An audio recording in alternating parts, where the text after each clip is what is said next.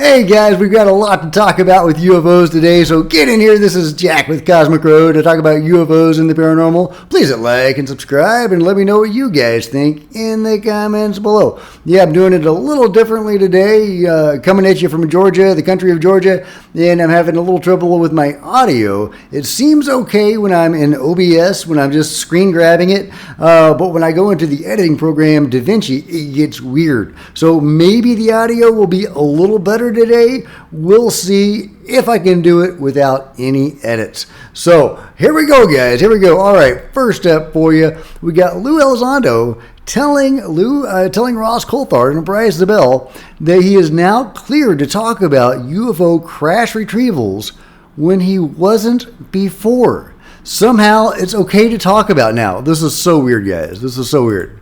I have been approved by the Pentagon to talk about this particular aspect. I will say that there was a point in time where I was told to my face, verbatim, I am not allowed to talk about crash retrievals at all, or I will absolutely go to jail. And I've honored that. And that's why my book went through the adoption process, because I wanted to make sure before I talked about it, I had approval from the Pentagon to do it. And so my book took almost a year to go through the Pentagon process, but they approved me talking about Roswell. And so that's why I can talk about Roswell. Yes, Roswell, by all accounts, was a crash. It was not a balloon. It was not test dummies being thrown out. It was a crash. Yeah, so that's really interesting. He got approved to talk about Roswell, but maybe not the broader crash retrieval program, but admitting Roswell is admitting the crash retrieval program. So that's really interesting that he was threatened with jail for talking about this, but then ultimately he was allowed to talk about at least one specific example. I wonder if something changed or if Roswell is just okay to talk about because it's so old. I don't know, but it's a fascinating thought that, people like David Grush have been allowed to talk openly about crash retrievals, but Lou Elizondo was not. But Lou Elizondo came first. So has something changed?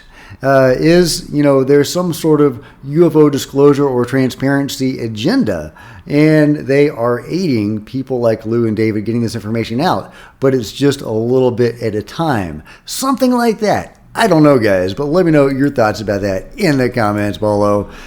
Meanwhile, we have Chris Mellon saying he doesn't believe this stuff is coming from the future. At least the stuff, the drones that are going into motherships over the Air Force bases. What is disconcerting, to some degree, is the interest and activity around military bases and facilities. Yes.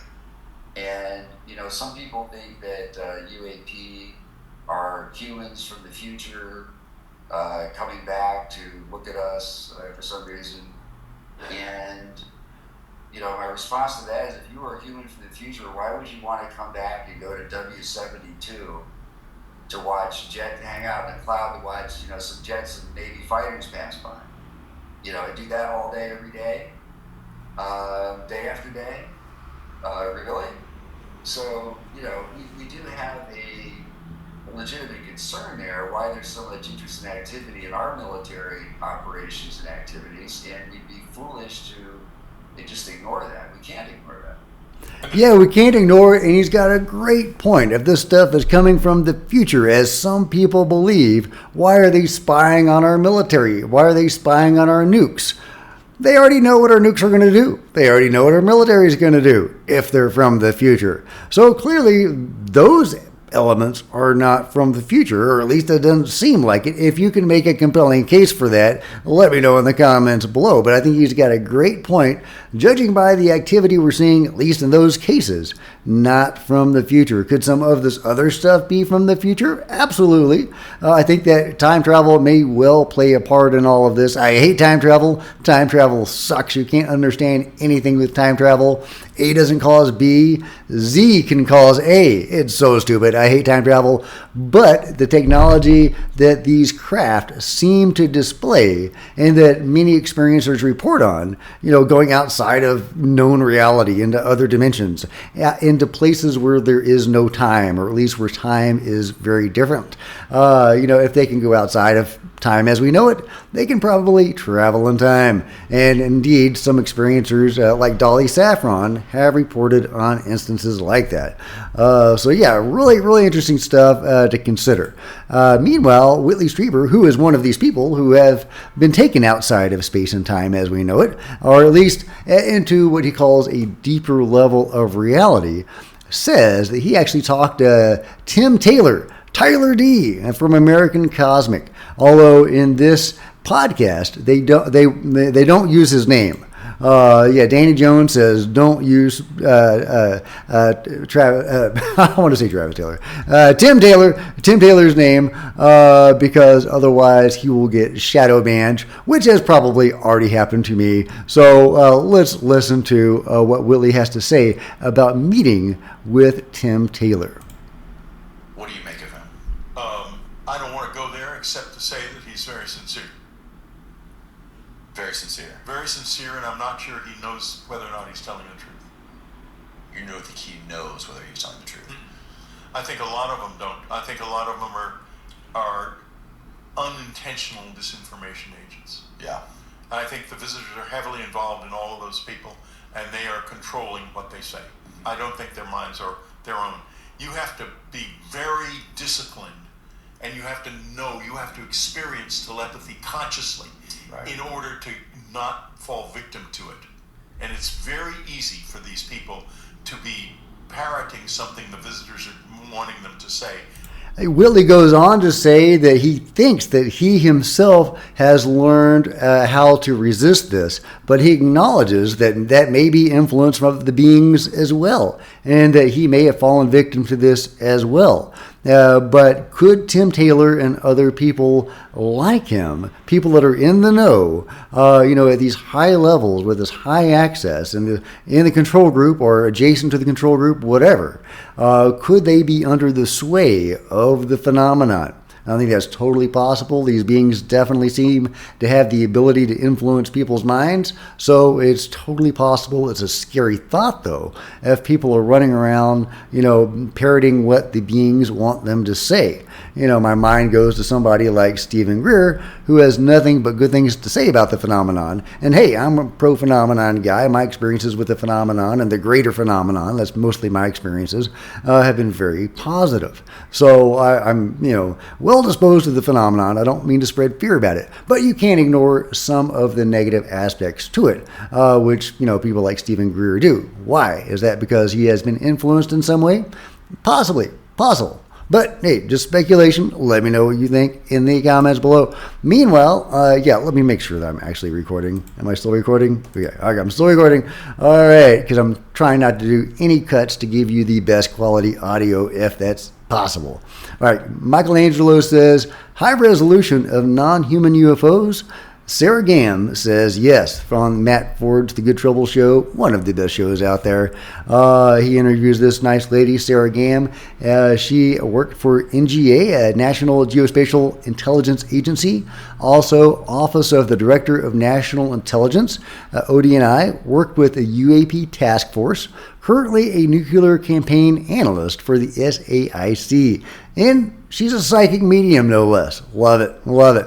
Anyway, so she's someone that knows some stuff. So let's listen to what she has to say. And just backing up a bit, I know you were talking earlier about there was blurry stuff, but just to make sure I heard you right, you were able to view high resolution imagery of UAP that was clearly not of human origin. Correct, yes. Okay. And I know you can't talk too much about that. And just backing up. Yeah, and that's not all she had to say. She had this to say, too. I saw a couple of videos that I can't get into the source of them, but they're no doubt not terrestrial based. So she's seen some juicy stuff, and she is definitely someone in a position to know this stuff. Really interesting that she's a psychic medium as well, in that, as far as I know, she still has her job, even though she's public with this. I think that's pretty cool. So what do you think, guys? Are we ever going to be shown these high-quality UFO videos that Lou Elizondo and Sarah Gam and others have talked about?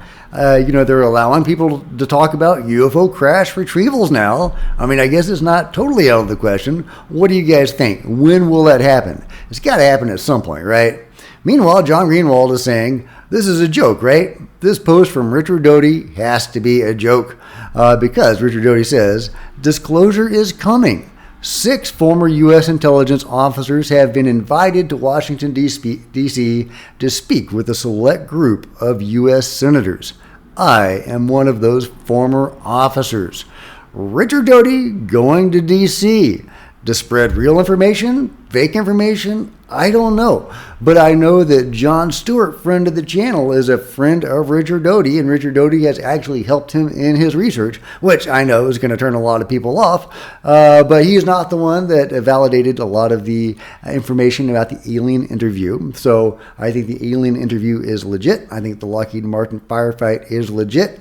If Richard Doty played some part in verifying some aspects of that, that would be interesting. And it might be, in Doty's favor. But John says, when the person they all told you not to trust, but you followed your gut and let him help you, suddenly has so much credibility that he is invited to testify in front of the U.S. Senate. Gotta love karma. Way to go, Uncle Rick. And he shows a happy seal. That is indeed a very happy seal. I like that seal. All right. Yeah, so let me know what you think about the Richard Doty situation in the comments below. Meanwhile, Jay Stratton, who may be putting out a competing book to Lou, I mean, we'll see. We'll see. I'm a little nervous about all that, but we'll see how things shake out. Jay Stratton says, we are at the beginning of a new chapter for humanity. The process of disclosure is complex, but it has begun. And he retweets this post about his book, exclusive. HarperCollins acquires rights to bombshell memoir from Jay Stratton, former director of the U.S. government's UAP task force.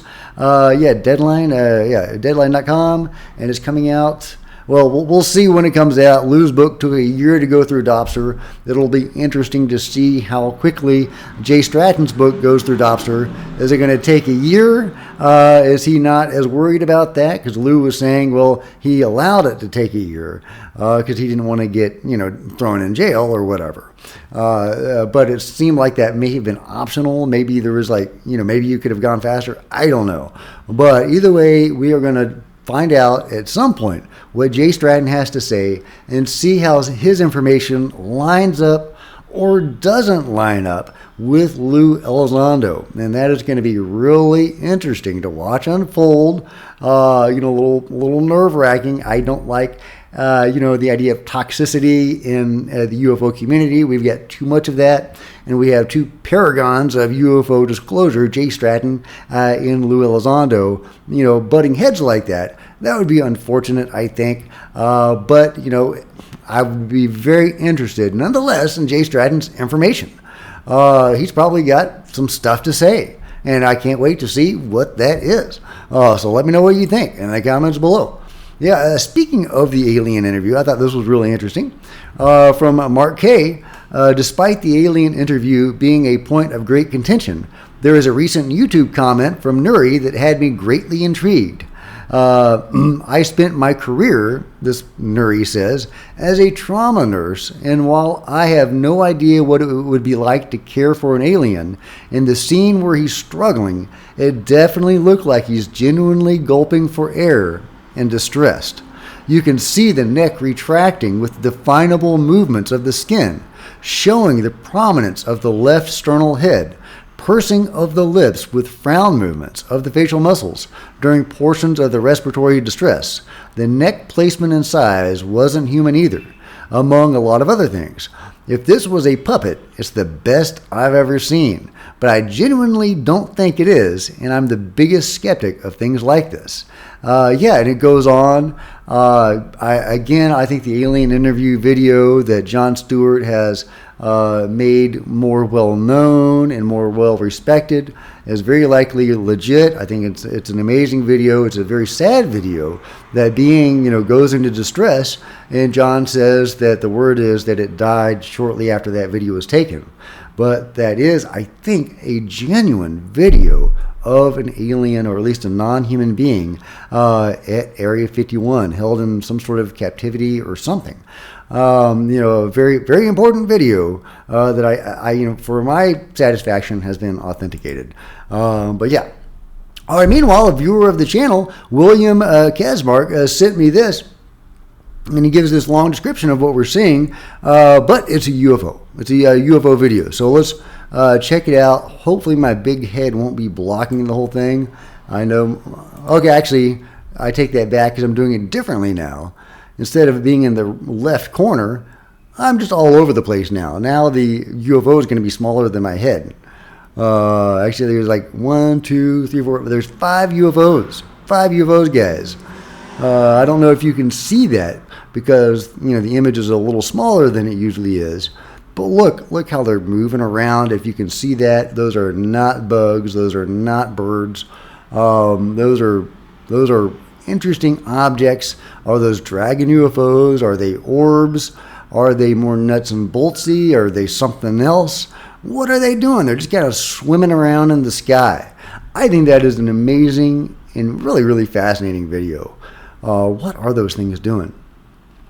Do they have a purpose? Are they just kind of hanging out, like chewing the fat? I don't know, but I really appreciate William for sharing that video with us. Thank you, William. Everybody go check him out at Witch Doctor 69er. Which is a pretty badass name. Let me know what you think about it all in the comments below. And if you've enjoyed watching the video, please give me a big thumbs up. I sure would appreciate it. Smash the like button and the bell to be notified of future videos. You don't want to miss a thing. And I'll see you guys next time. This is Jack with Cosmic Road, signing out.